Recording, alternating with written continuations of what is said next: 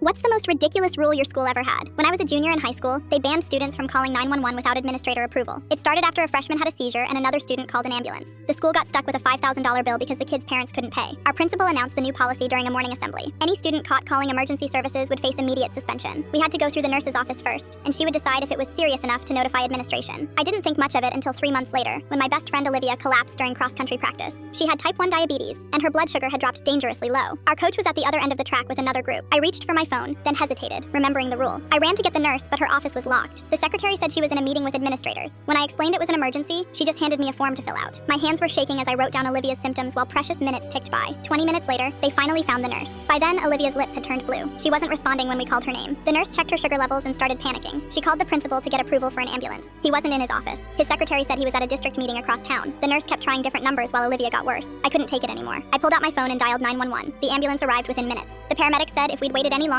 Olivia might have suffered permanent brain damage. They rushed her to the hospital where she spent 3 days in intensive care. The next morning, I was called into the principal's office. He had my suspension notice ready. 3 days for violating school policy. When I tried explaining what happened, he cut me off. Rules were rules, he said. Actions had consequences. That afternoon, Olivia's dad stormed into the school. He was a lawyer. He'd spent the night reading through state laws about duty of care and negligence. He threatened to sue not just the school, but every administrator personally if they enforced my suspension. The local news got wind of the story. They ran a segment about how the school's policy had nearly cost a student her life. Parents started calling the district, demanding answers. The school board called an emergency meeting. Our principal tried defending the policy. He talked about budget constraints and liability issues. Olivia's dad stood up and played the 911 call. Everyone heard my terrified voice begging for help while describing my friend's symptoms. The room went silent. The next day, the superintendent suspended the principal and scrapped the policy. They launched an investigation into other cost-saving measures that put students at risk. Turns out the principal had been cutting corners everywhere, from fire safety equipment to security cameras, all to stay under budget. Olivia came back to school 2 weeks later. The first thing she did was hug me in front of everyone. Her dad had filed a lawsuit anyway, not for money, but to force policy changes. The settlement required all schools in our district to have emergency medical training for staff and clear protocols for calling 911.